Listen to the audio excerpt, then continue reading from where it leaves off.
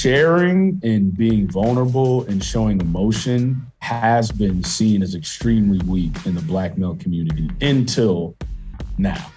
That's TDrew. He's co-founder of One and One Life, an African-American-owned mental health and wellness performance company based in New York City. You're given one mind and one body, and we want to help make both of those better by 1% each day. Thomas went through more than his fair share of mental health struggles during his schooling days. He was regularly victimised by bullies, ending up so distressed that he became suicidal. I was right there. Like, I almost did it. Thomas had a hard time learning to love himself and stop hating the fact he was different. When he figured out how to use that individuality to his advantage, life changed. And no matter what people do to you, no matter how people treat you, it cannot change the impact that you want to leave on the world. Since graduating from college, Thomas has been striving to set a unique example for young Black men as an entrepreneur working to empower his community. And I can do it and be myself. I can do it in a cool way. I can make an impact. And I don't necessarily have to be an athlete or musician if I don't want to. Welcome to Young Blood, an award-winning podcast on a mission to make the mental health of young men a top priority. My name's Callum McPherson, I'm a journalist, and this is our platform to open up and share stories of what we've been through because we're not alone. Let's do it. Trigger warning, if you find anything spoken about in today's episode distressing, please contact Lifeline on 13 11 14. Thomas, what was it like growing up in Grand Rapids, Michigan? It's the Midwest, man. It's like, The thing about the Midwest that's cool is the majority of people in the Midwest, they'll tell you. I actually was watching the Magic Johnson documentary thing on Apple TV. You should watch it. It's really good. But it was a part where he was talking with Isaiah Thomas because they're both from the Midwest, and they were talking about these like Midwest values. And that's why they became close friends, because of like the way you were raised and just being good people and being genuine and stuff like that. So that's what being raised in Grand Rapids, Michigan was like, man. I had I'm very, very lucky to have two incredible, I can't talk about how amazing my parents are. I could do a whole episode just on that. And I'm just a product of my environment. But being in the Midwest, it made me crave diversity, and it made me crave a bigger pond, because you can be a fish in a small pond, but, a goldfish doesn't get bigger unless you put it in a bigger tank. So I want to go to the bigger tank. What sort of values were instilled in you out in the Midwest? I live in New York City now, and New York is obviously New York. And there's good people here, and there are, some bad people here. There's some scammers. There's some, finessing and stuff like that. But those good Midwestern values, when I say good Midwestern values, it is being kind to people, being genuine, being transparent, really treating someone the way that you want to be treated. Even simple things like greeting people, saying hi to people, being friendly, opening doors for people. One of the most important things about the Midwestern values thing is like the whole hard hat and lunch pail type of work ethic. That's really what you get with like Midwest people. I've met a lot of people in New York City from the Midwest, and they all are doing decently well. And I think it's because they just knew they had to work harder than everybody else. And I think it's something that's just innate. Yeah, and I know you need that work ethic in New York City. Oh, dude, the whole saying where it's like, you can make it here, you can make it anywhere, it's true. New York is definitely dog eat dog, but the good part is that it's one of the only places in the world where anything is really possible. So there's awesome people here, and as long as you're yourself and you're transparent, there's a way that you kind of end up around the right people. But if you're fake and you're not genuine, New York will suss you out and spit you out. You might be able to last in LA for a little bit, but New York will spit you out. Yeah, that's a really interesting picture of that.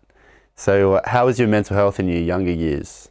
Oh, man, this was part of the main reason why I do what I do. I was like an outcast, man. I was always, kind of weird in a good way. And, just because like my brain and who I was, like I was reading chapter books in third grade. I skipped first grade, so I went straight from kindergarten to second grade. I had tested extremely high in all the like IQ, gifted, talented kid stuff. So it like put me in this like bucket of the opposite of like whatever normalcy was. And so like I was younger than everybody else because I skipped a grade. And, you know, in the Midwest, like a lot of the white kids didn't really want to be my friends because I was Black. And like, you know, I came from a 2-parent home in a good family, and there was a lot of Black kids that went to my school. I went to a Catholic school. They didn't kind of grow up like I grew up, and so they didn't really identify with me, and so they didn't really want to be my friends either, because they were like, you know, you're the whitest sounding Black kid we've ever met, and you know, because I was articulate. And so you sort of felt like you were caught between two worlds? Oh yeah, man. I had this huge identity crisis. Like I was like, I wasn't accepted, I wasn't cool, I was just a nerd, you know, and I'm still a nerd to this day, but like, it's just, that's the great thing about being a late bloomer. Like the reason why I feel like I'm able to be so kind to people is because I know how it feels for people not to be kind to me, you know, way back then. And so that was where a lot of the depression came in. That's where a lot of the bullying came in. I was bullied really bad. And I had a close friend, like my best friend growing up. His dad was like a second dad to me, and, you know, Black father. And at 8 years old, when I was 8 years old, he committed suicide. And that was like my first experience with suicide. And he got stripped away from me. After that, I like no longer was able to talk to like my best friend. So that threw me in a depression, because like the only friend I had, I was no longer able to talk to. And so all of that kind of culminated in, you know, my parents put me in the therapy for that. And this was like in like the year 2000. So like, this is like when, you know, a lot of this stuff people didn't even, it still was like kind of taboo.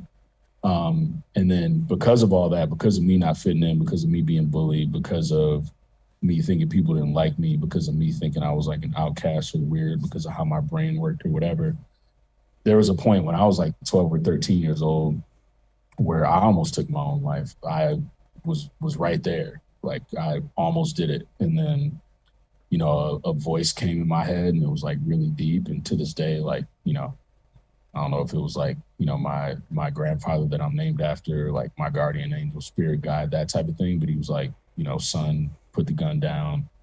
I have really big plans for you. You know, you're going to do really special things. And yeah, man, you know, that's why I'm so passionate about this stuff. You know, a lot of people, you know, I luckily don't have any diagnosed mental health issues. Like we all go through ups and downs, but, you know, I don't suffer from serious anxiety or debilitating depression or anything like that. I think some of the reason that I am able to say that is because I've done a lot of work on just my mental strength and mental stability. But when people really suffer from depression and bipolar and some of these things, it's a chemical imbalance in the brain, and you can do all of the mental strength work that you want, but sometimes you just can't do anything about that.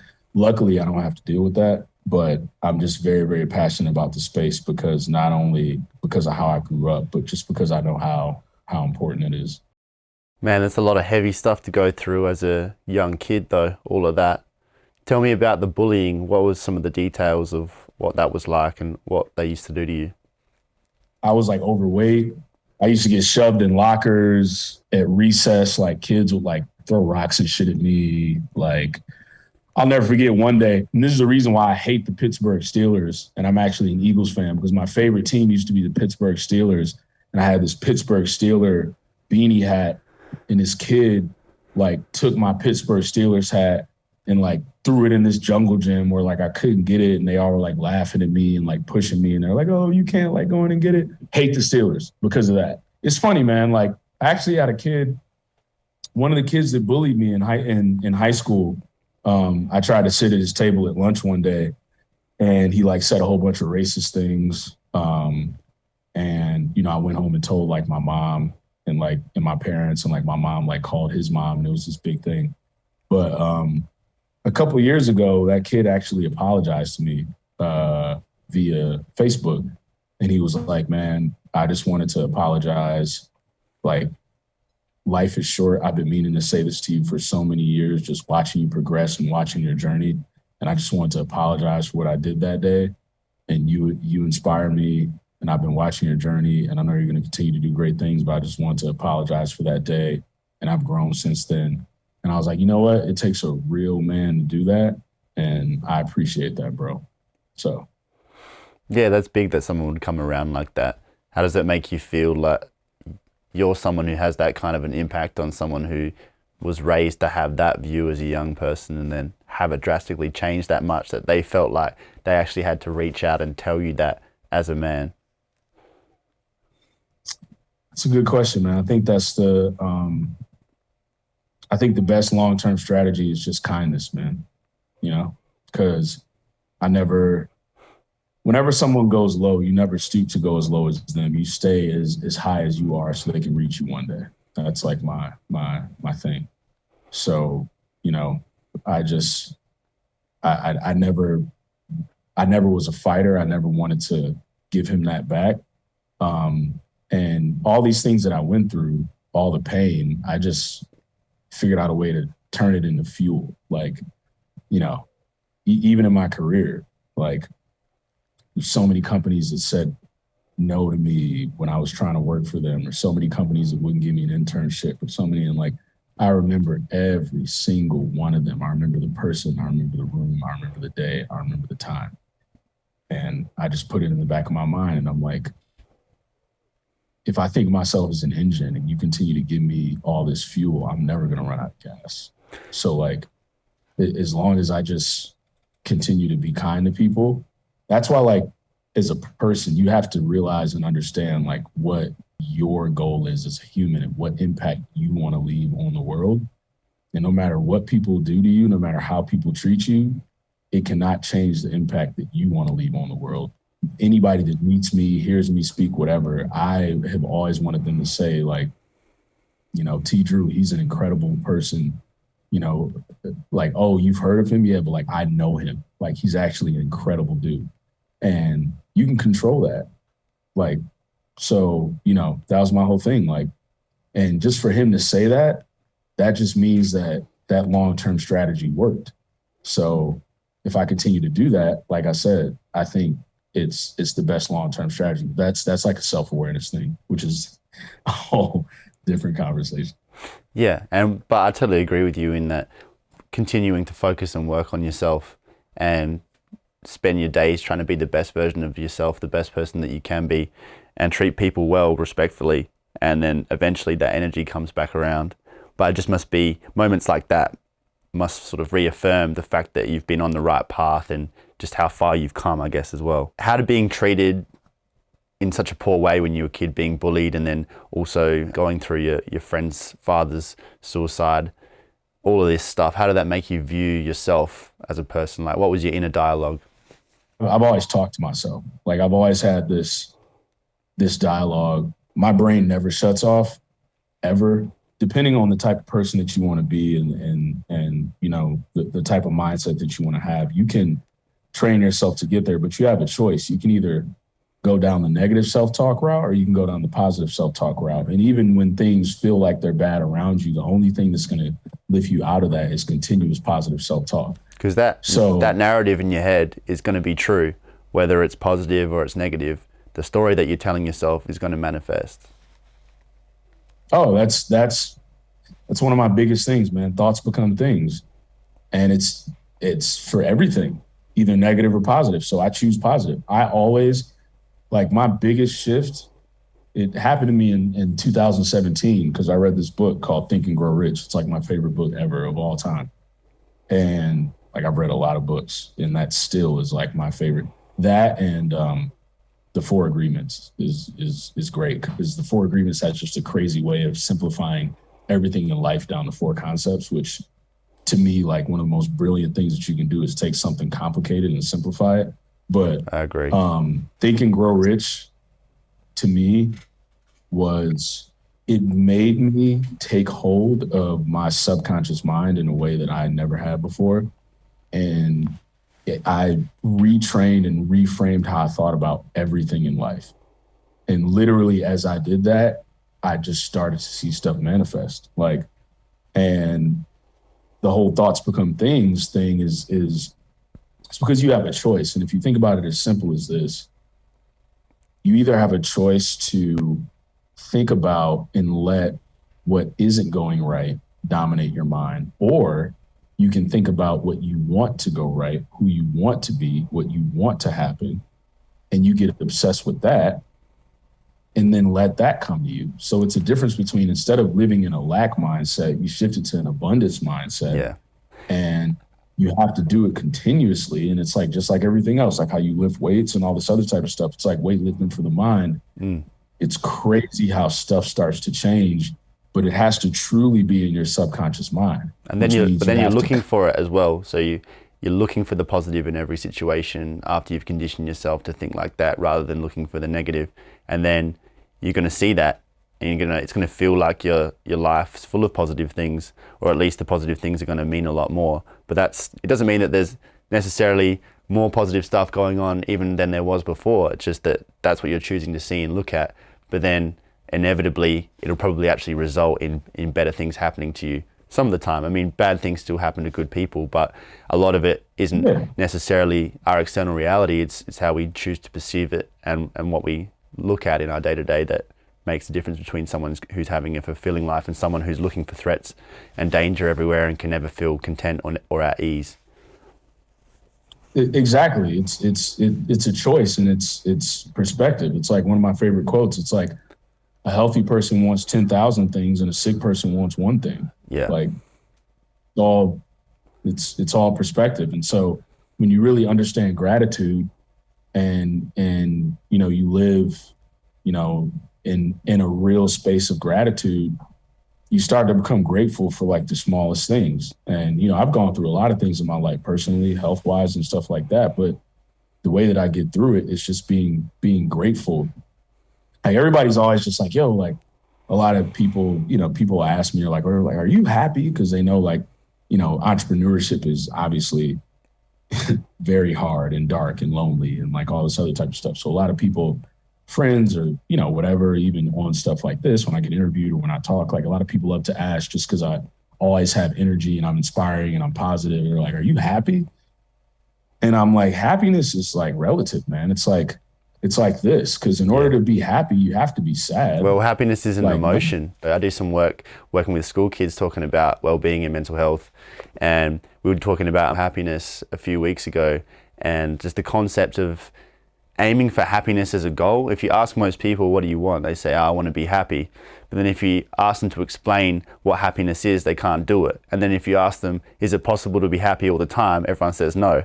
So if your one aim is to be happy, then you're destined to not make that. Like, it's just impossible to be happy all the time, and that shouldn't be the one goal. Not that I'm telling everyone what to aim for in life, but it's more like fulfillment and purpose rather than that emotion of happiness. That emotion comes along the road. But like you said, you can't have the sunshine without the rain. If you don't have struggles and challenges and dark times in your life, then you can't experience happiness because you've got nothing to compare it to. Yeah, and we're humans, dude. Like, nobody, if anybody's happy all the time, they're just like, that's weird. They're just faking it, right? Yeah, right. And like my other thing is the other thing I realize is that, honestly, it's like happiness is kind of like a choice, man. Because it's like you can always figure out something around you to be grateful for. You want to know why? Because there's people with no water, there's people with no food. There's people that can't walk, talk, hear, see, and you'll meet some of those people that have never been able to see their entire life, that haven't been able to walk, they're wheelchair bound, and they're in an amazing mood, and they're happy because they're grateful for what they have, and they're grateful for what has been given to them, even though they have never experienced the joys of doing what you and I can do right now. Yeah. Talking to each other. Being fit, being able to work out. It's crazy. So all those things that we take for granted. But you meet someone like that, and then for the rest of that day, you'll be like, damn, I'm so blessed. I'm so grateful. I'm never going to forget this feeling. But then always life creeps back in, and those little things that piss us off during the day start to overwhelm our frame of mind, and then all of a sudden you forgot how to be grateful. And it's about having that capacity to remind yourself day after day after day after day, because you might have that initial burst of motivation where you meet someone and you feel that gratitude, but it doesn't just stay there. You have to work it out like a muscle. Yeah, exactly. That's why I think routine is very important, but I also starting with gratitude is important.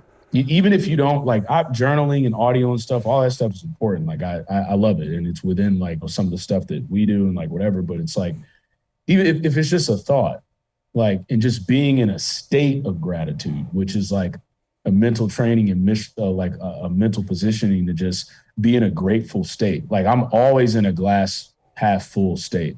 Yeah. Like I'm never in a glass half empty state because I realize and I catch myself too, like, I'll be complaining about something, then I'll just like snap out of it and I'll be like, dude, like relax, like what are you doing? Like, but it's that it's like, snapping out of it that's the key. And it is a choice to see that glass half full or glass half empty. And that's the skill, if you like, or at least the habit is catching yourself, snapping yourself back out of it and knowing that you're the one who's actually deciding to feel that way. I'm interested, what was your experience of going through therapy like as a kid? it was like, it just was cool being able to share and talk to someone about stuff that wasn't like my parents. I personally think everybody should have some type of therapy. And like when I say therapy, everybody should have someone that they're talking to that isn't in their immediate family circle that doesn't really have any bias to just help them work through stuff. Yeah. And like for me, my mental performance coach kind of doubles as like my therapist. So, we work through and, we'll talk about like executive performance stuff. Like one of my biggest problems my whole life has been impostor syndrome. And like I've been able to work through that, but also just like talking about stuff and helping just continue to help me reframe it and keep me in a good state of mind. And this person is not part of my immediate family. There's some things that you won't let loose and that you won't talk freely about because you have that bias. And so that's why it's always good to like my analogy of it is like, and especially with men, and we're like water balloons. It's like we just keep filling up the balloon with water, obviously like stuff that we internalize, and we fill it up and we fill it up and it gets heavier and it gets heavier and it gets heavier. You got to pop the balloon. Doing that is what therapy is. And therapy isn't this thing where it's like, oh, I'm so messed up, like whatever I got. Like that's not what it's about. It's just about the way that I look at it is like I have so much stuff in my brain, the exercise of talking about it. Like sometimes my mental performance coach, I'll say stuff out loud, and me saying stuff out loud, I piece it together as I'm saying it out loud because I've never said it out loud. Well, that's the key thing, really. And even if you are, whether it's a coach or it's a friend or it's a psychologist, a lot of the time we've got all this chaos in our mind, all these things swirling around in our head, and whoever that person is actually just needs to speak it out loud. Because just like what you said there, as soon as you start speaking it, you make sense of it yourself. And it's like the other person in the room, they're there to prompt or maybe make you see things in a different light. But really, we sort that out ourselves. But it's actually speaking that out loud, which we're probably not going to do if we're alone, that allows us to do that in our minds. Exactly. Because it's crazy. It's like you hear yourself and you're like, oh. That doesn't make sense. It's like I was talking about my imposter syndrome, and I was just like, and my mental performance coach was like, okay, so I was talking through it. She was like, okay, so give me a time where you've ever been under pressure and you've like really failed to deliver, like in a business sense. And I was like, I can't. And she was like, why are you worried about it? And I was like, you make a good point. and that's not my internal dialogue, dude. Like I'm a maniac. Like I always just want better for myself. It's never good enough. I can always do better. I'm never good enough. I'm never good enough. And she just was like, you're batting 100. What are you worried about? Yeah. And I'm like, she's like, you're batting 100 because guess what? Like you're being yourself. So to take it a step further, she's like, this is who you are. Like it's innate. Yeah, you can't help it. Yeah. And then I went to my childhood. We started talking about that. And it was like, it was something my dad always said. Like my dad was always like, yeah, man, like my son, you've always had a sense of the moment. You've always performed well under pressure in every situation ever since you were little. And I'm just like, oh, okay. How's mental health been viewed generally within the Black community in your experience? I can't speak for Black women in the way that I can speak for Black men. Sharing and being vulnerable and showing emotion has been seen as extremely weak in the Black male community until now. More so than among white men? Yeah, I think it's like a cultural thing within like the Black community with men. Like, oh, like if you're crying like a bitch, like don't be soft, like, you know, man up. Like, and man up is something like all men hear, but like just in the like Black men specifically in general, it's like there has always been this like collective feeling of this is how we deal with stuff. If you were to open up to like your boy in this way, you're seen as soft, or like, you know, you're like a hoe, or like, and these are all like terms that are loosely used. So in like you Black think male that attitude of manning up and hardening up and being a man, that's even more amplified in Black culture than in other cultures?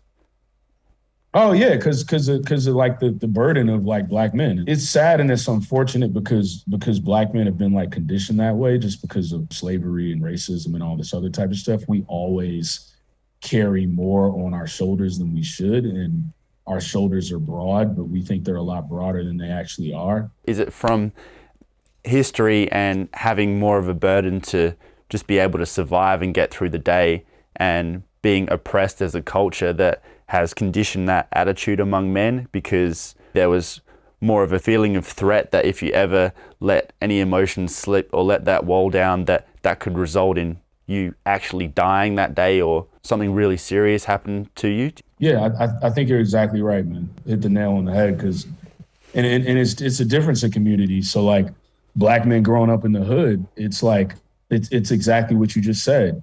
You know, you can't ever show weakness because you'll get taken advantage of, and you being vulnerable and being open and like emotional and talking about whatever, like that is seen as weakness and you will get taken advantage of. And, you know, it's like this feeling like, because, you know, even growing up, my dad told me, and this is just how it is, like as a Black man, you got to be twice as smart. You got to work twice as hard. And people will take things from you. People will take your ideas and take them as their own. So it's hard to be vulnerable. You have we're always taught to like protect yourself like an armadillo. Yeah. Like, cause you know, there's always, you know, someone that's trying to take that intellectual capital, to take that, you know, thing that they can't replicate, you know, and there's always people that don't want to see you be in a certain position. Yeah. So there's that tendency to be ultra defensive because of that. And then it would make sense that, you know, opening up to your friends or your family within that culture and then having that thrown back in your face, that might be a sign of love, even though it's so confusing, because your homie or your dad, he sees you start talking about your feelings and your emotions and they react angrily or negatively, but that's because they're scared for you, because they're probably feeling that themselves and they feel like they can never do that, and they see you start to do it. They might even deep down want to talk to you about that or want to hug you or want to help you, but they feel like if they allow that, then it's going to end up with you getting hurt. Yeah, exactly. I mean, you did a great job unpacking that, man. I think like also the thing with like Black fathers is that they're just historically like not emotional. Like, you know, my dad, even growing up, I just feel very lucky because like he actually told me like he loved me and stuff. Like, you know, he wasn't like my mom, like I love you so much and like blah blah blah. But like, you know, my dad would be like, words. Yeah, son, proud. Yeah, you'd like, you know, proud of you, love you, and like that's important. And like I know so many friends of mine that are like Black men, and they're like, yeah, you know, I kind of knew it, but like my dad, he just was never vocal. He never told me he loved me. You know, like it's little stuff like, and then me as a father, like I don't have any kids, but you know, hopefully I will someday. And I'm gonna damn near love bomb my kids. I'm gonna be the type of, oh dude, I'm gonna be the type of dad, like I'm like, my kids are gonna like be like, they'll be like, Dad, get away from me. Yeah, they're gonna be like suffocated with love, because I know what that means. Like, and it's like, and a lot of these Black fathers, like, they don't do it on purpose.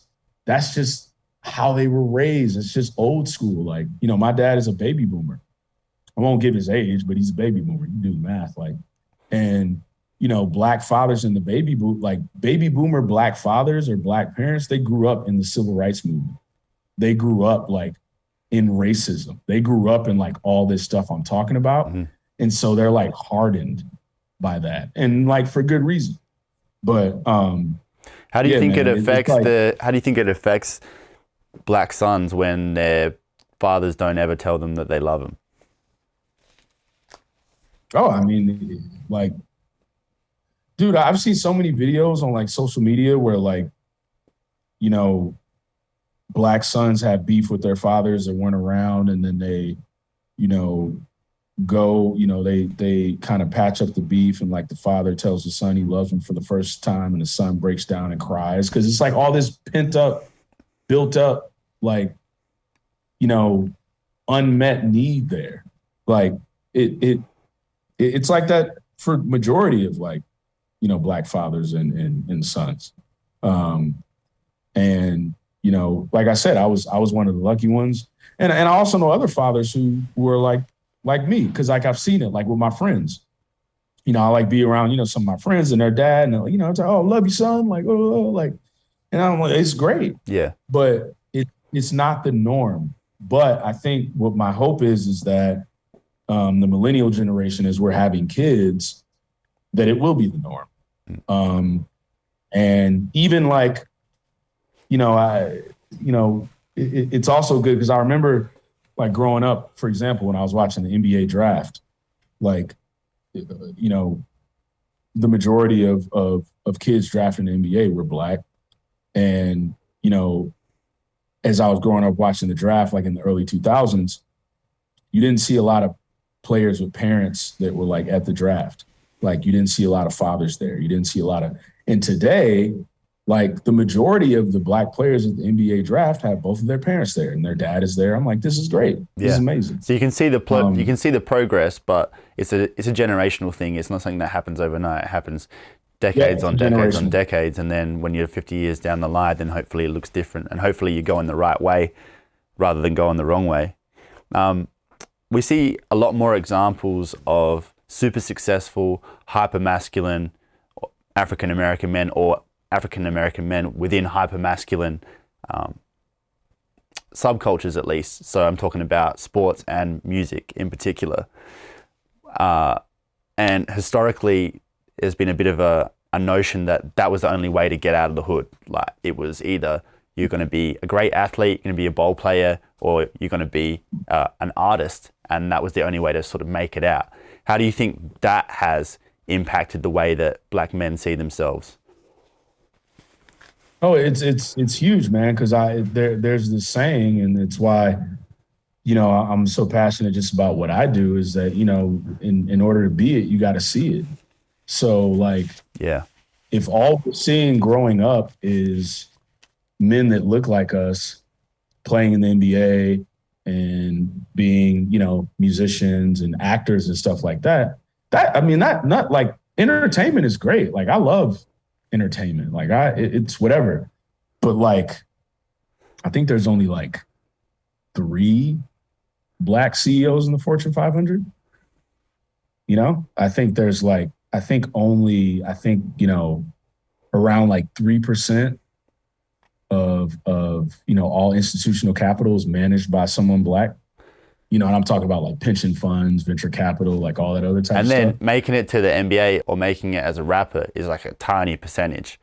So very tiny. If you have the whole population gunning for that, and then they don't see a whole lot of other options or examples out there, then there's a whole lot of people who aren't making it, at least in their view.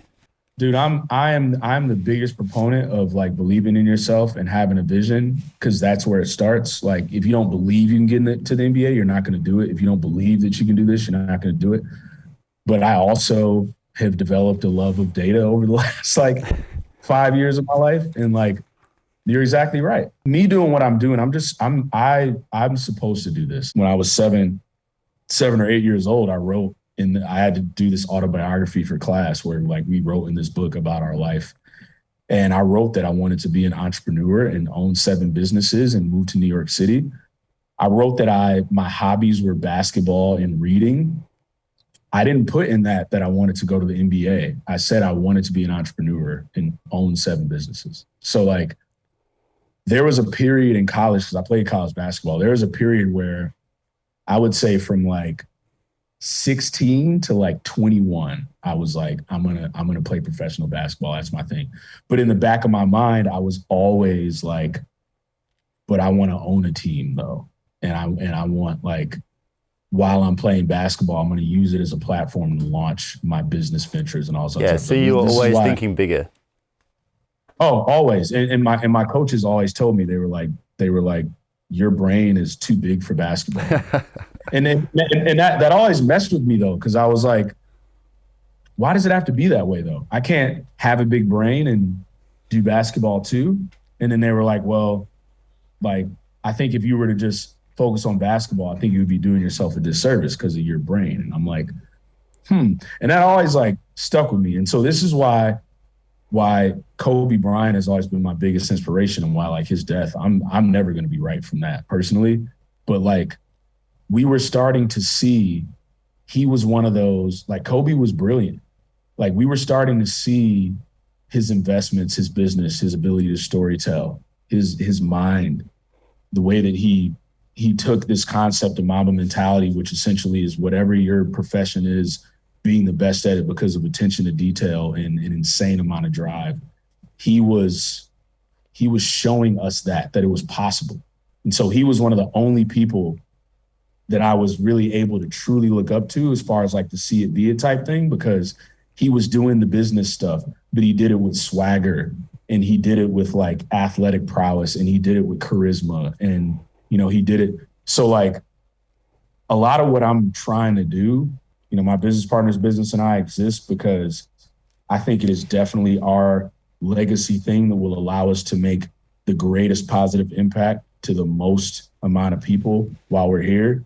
But the other reason why the business exists is because in doing it my way and presenting myself in the way that I do, and being able to go in rooms and, suits and do what I need to do, and being able to go on panels and speak and deliver who I am in this way, there's going to be some young Black entrepreneur somewhere. And I know because it's already happened to me, and I'm not even like successful in my own estimation yet, but there's going to be some young Black entrepreneur somewhere.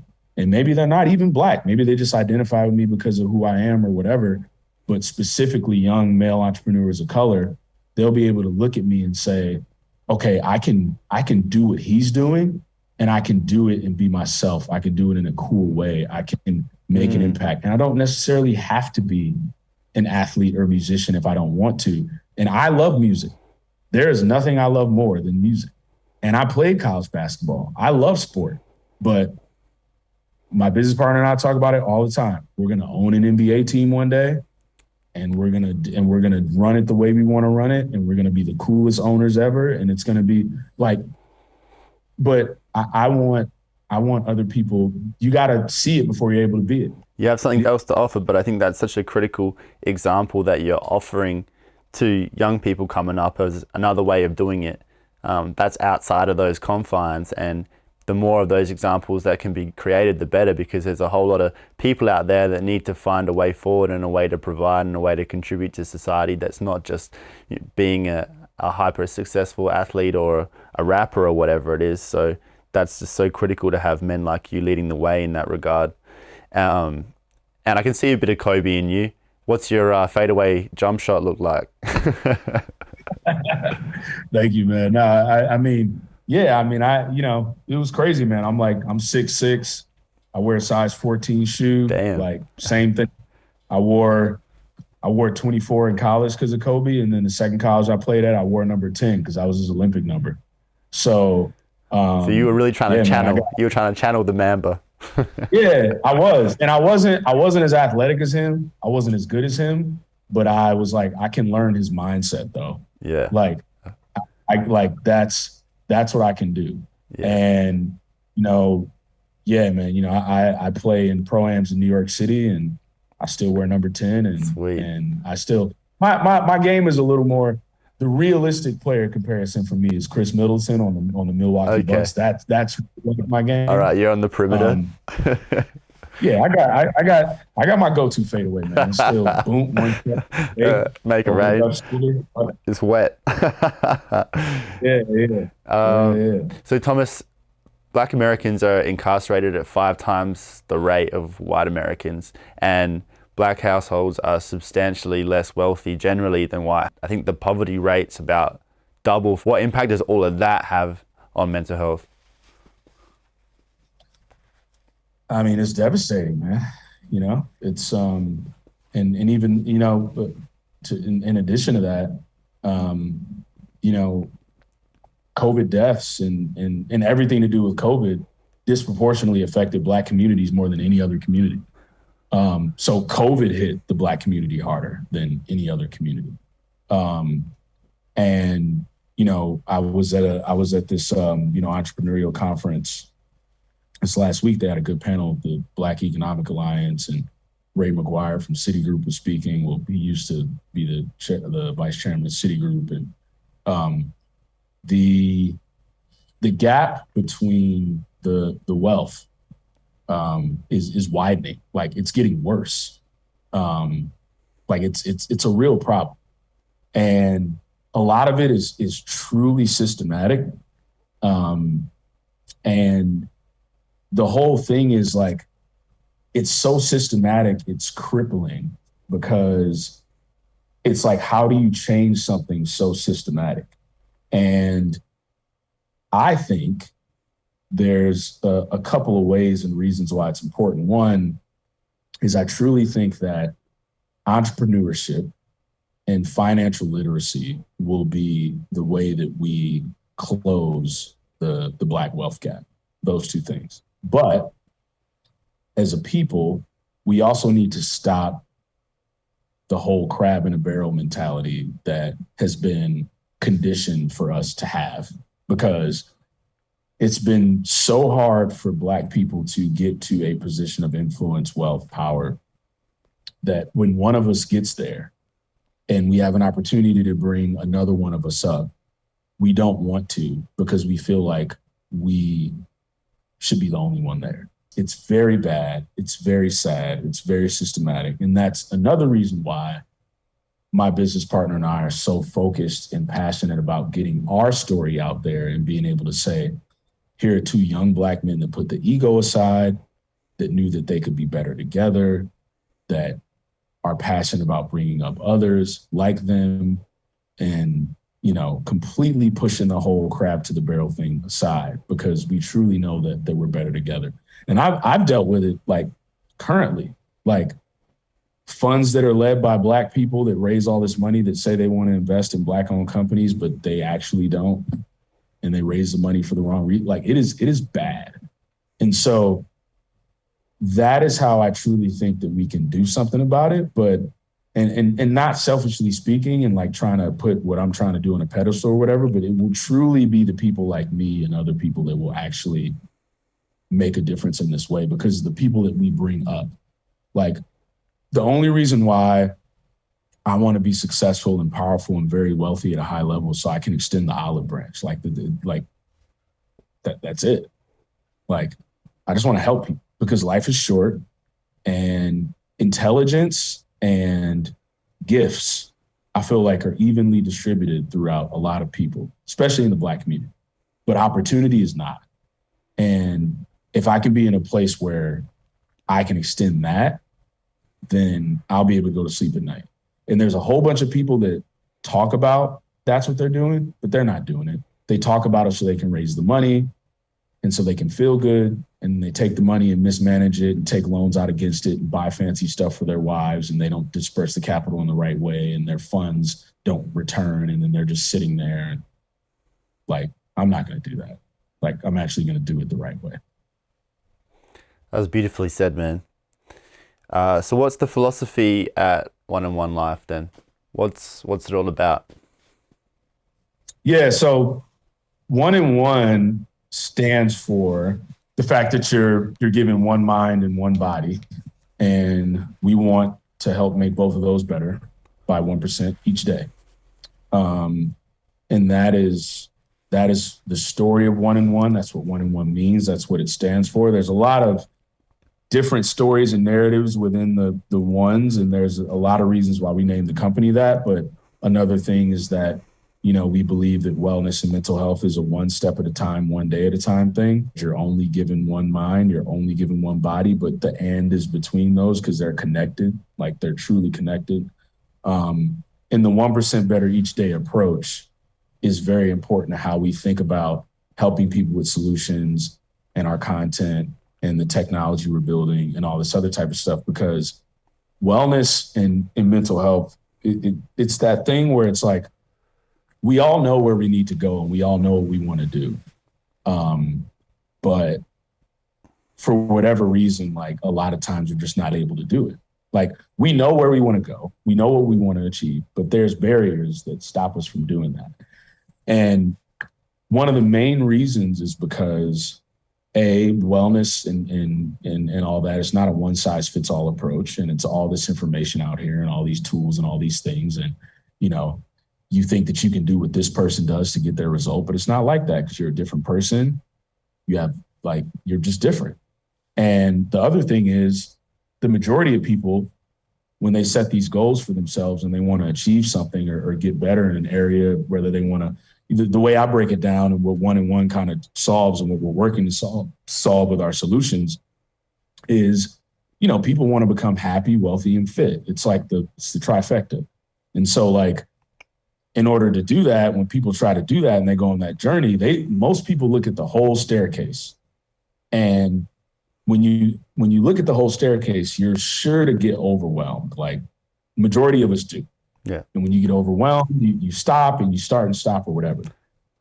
So the other thing that One in One stands for is instead of looking at the whole staircase, we just want you to focus on that first step, and then the next step, and then the next step, and then the next step. And then when you look up, you'll be a long way up the staircase.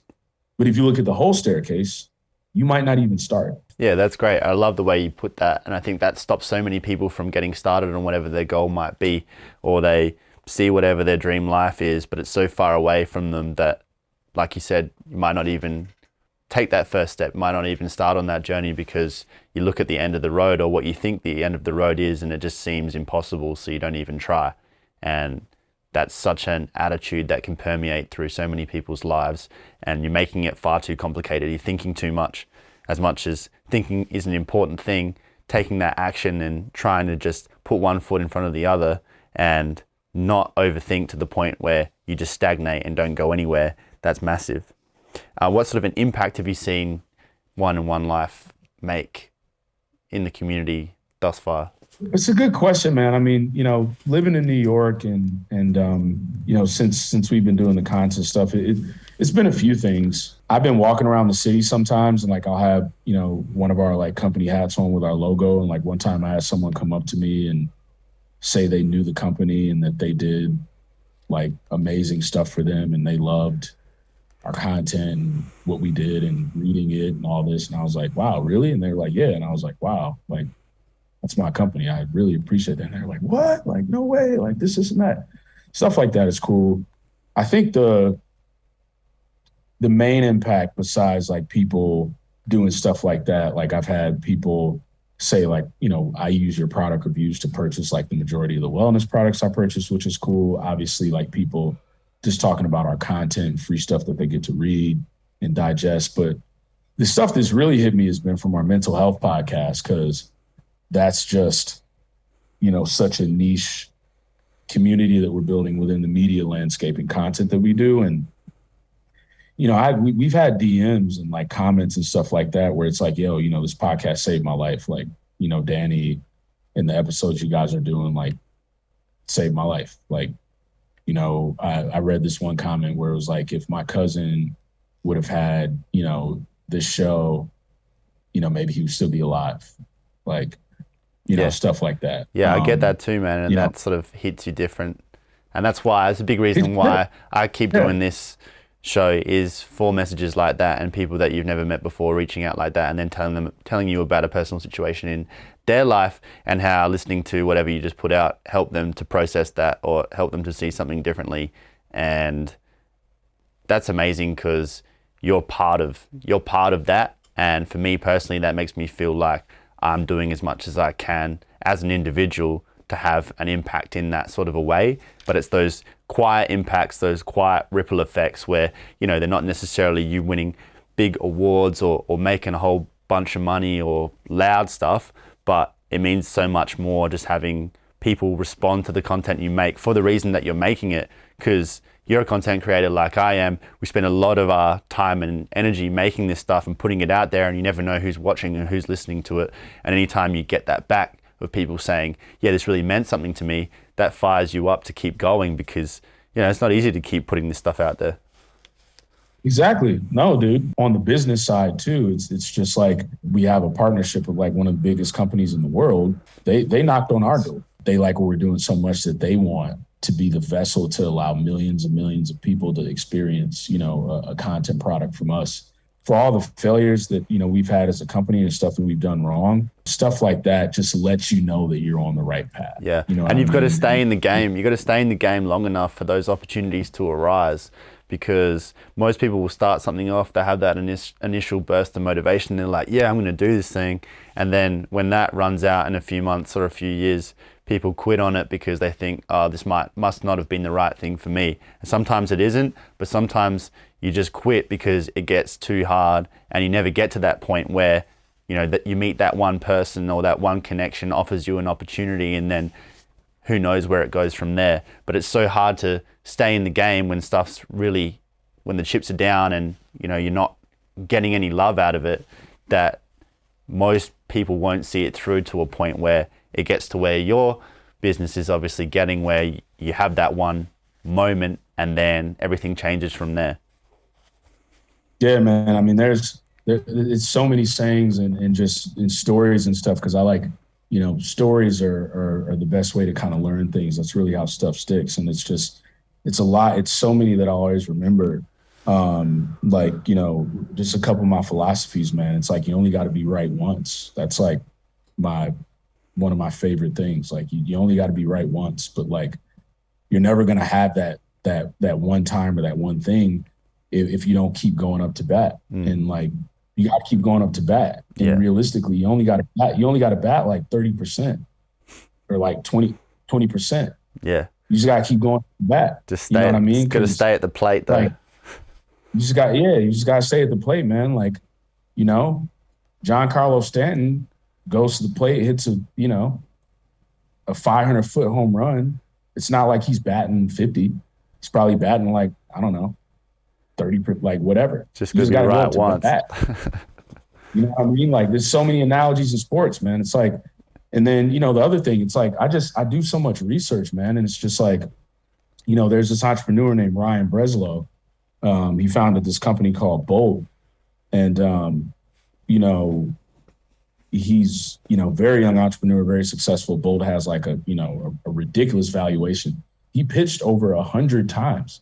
You hear these stories all the time, and all the great stories, all the people that you look up to, they have this history of failure that they can look back on, because the one differentiating factor between those who want to do things and those who actually do it is the fact that you don't give up and that you try again. And if it actually worked out in the first place, it wouldn't be a very good story, and it also wouldn't build you into the character that you need to be able to see it through. And yet you can know that, you can see that repeated around all the people that you look up to, books that you read, stories that you hear. But when you're actually going through it and you're actually being called upon in your own life to keep pushing and keep persisting, you feel how hard that is. But I try to remind myself, this is your story right now. It's meant to be hard. Otherwise, everyone would do it. Yeah, that's my, like, another two things that I think about all the time, man. It's like, you know, one of Jay-Z's favorite lines is like, the most brilliant thing we ever did was just not give up. Like, that's always stuck with me. And it's because, man, you know where Jay-Z came from. It's like, Jay-Z could have been killed and he turns into a billionaire, self-made.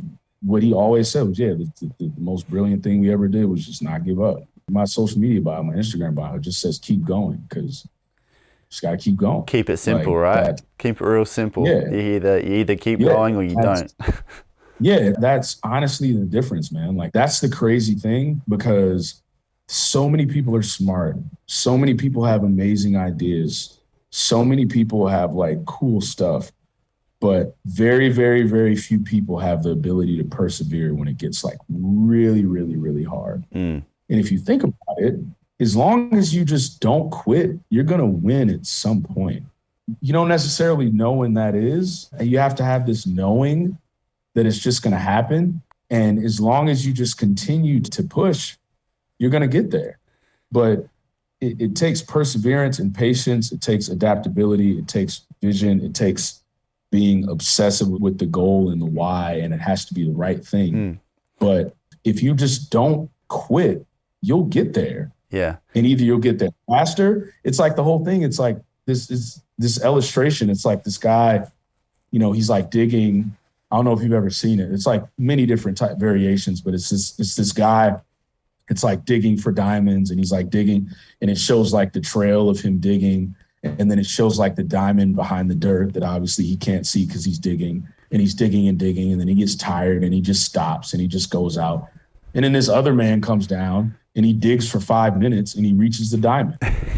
And it's like, had you just, it's like, this is how I explain entrepreneurship, man. It's like entrepreneurship is driving on a highway, and it's like crazy foggy and you can't really see in front of you, but you know your destination. Like, yeah. And all of entrepreneurship is like, how long are you willing to drive knowing your destination, but not knowing when you're going to get there? Yeah. You don't know how close you are. And you're never going to in that initial period. And that's sort of that's the crux of it. That's the beauty of it. That's the test of it, because you can truly believe it in your heart, and it's a true test of faith and not doubting yourself, but you don't know how much longer there is to go, and you don't know how long you can hold out for. And it's like this test of, oh, well, you can quit at any time. And that's what makes it mean something, though, when you finally do break through to it and then inevitably set the goalposts further off in the distance, is because you know you didn't quit. And if you didn't have that, then it wouldn't mean anything. So that's what you've got to try to remind yourself of along the way. I noticed before you said that you're not successful yet by your estimation.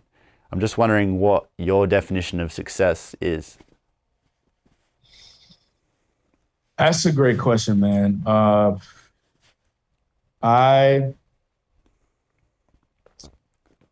My definition of success is to get to a point where what I'm doing and what I've done is so successful, and that it's able to run without me, so I can help others. And I can say, okay, here's what I built. Now, the next thing that I'm going to build is a way to help others build what they're passionate about and help be the spark to make 20 other sparks happen. So when I'm in the point to do that, when I have enough influence and I have enough capital and I have enough power in a good way to be able to do that and make a wave like that. And like I said, what I'm building, when it gets to a point where I'm able to kind of fly above it and just look at it and just be proud of what I built in the system and what it is as a business and as something that's really making people's lives 1% better each day, then I'll be like, okay. But that's the crux of it, though. That's like the problem with my mind, because then it's going to be something else where I'm like, okay, like I'm one of my biggest problems. And also it's probably the reason why I have the disposition I do, but like, I'm never satisfied ever, like ever. There will always be something else that I will be working towards. There will always be another Mount Everest. Yeah. To me. But as there should be, though, like that's the gift and the curse. The key is seeing that in yourself, being aware that you're always going to feel that way, and allowing yourself to enjoy the journey and still have that satisfaction and that fulfillment, even knowing you're always going to want to aim higher, you're always going to want more, but not living, like you said before, from that place of lack where it's all about the fact that I don't have enough yet, or I'm not there yet, or I have further to go, but being able to appreciate how far you've come and what you're doing at the time, so you actually have that sense of fulfillment as you go along, because otherwise you're just going to be perpetually dissatisfied. But I think you've worked that out. You seem like a pretty clever guy. Oh yeah, dude. I realized I didn't have this realization until honestly like 3-4 years ago. But like it really, like the joy really is in the journey. Like it's all about the journey. Like the journey is the destination. Like if as an entrepreneur or whatever, if you're caught up, if all you think about is like the destination, like the true joy is really in the journey. Yeah. Hell yeah, man. That's all there ever is, and you'll never get there. If you're just worried about the result, you never get there. And even if you do, once you do, it won't mean anything because you will have already set another goal and you wouldn't have appreciated it the whole way along. Yep. It's all about the people you build it with. It's all about the people you impact. It's all about what you learn about yourself throughout the process. It's all about, you know, how you're tested, how you overcome stuff. And, you know, when you're able to get to where, you know, very few entrepreneurs have, and you're able to look at your creation, you know, whether, you know, it means, you know, it gets to an IPO or somebody buys it, or it's just successful enough to just continue to run and do its thing. Most entrepreneurs are just like, okay, well, like, what's next? Like, so but when you're there, if you don't get to enjoy the journey, then it's just not as fulfilling. Yeah, hell yeah, man. But yeah, hell yeah. So well said. And just, yeah, really love talking to you today, dude. Like, I like the way that you see the world and what you're putting forth. And I love the attitude of having to bring other people up with you and trying to reframe that mindset within your community that actually true success and what we should be shooting for is not only to put ourselves on top of the mountain, but make sure we bring others along with us and then help bring others up, because that's going to just make it mean so much more collectively. And I like that you've based your whole life around that, and that you've also obviously grown to love and accept yourself, even though you were different to others growing up, and you've turned that into a positive, and now it's playing out in a whole different way, and you're setting a whole different example, an example that I think is really critical to be set for young black men, especially to look up to people like you, finding a different way, doing a different thing, and then basing it around helping other people rather than dominating everyone at the expense of others. So I think the work that you're doing is super impressive, super needed, and I have no doubt that it's going to go to the stratosphere, because I know you're going to stay in the game to that point. An incredible interview, man. It's definitely one of the most favorite that I've done, man. You have a great platform, great show. You've done the work. You understand the stuff. You asked me very, very, very good research questions, but it came from a place of understanding. So something to be said for someone like you, you know, being a vessel for this stuff, because there's men that look up to you. There's tons of men that look up to you. And so, you know, doing what you're doing is just insanely important, because the conversations are what's going to move it forward. And I truly appreciate that, man. So thanks, man. Well done on.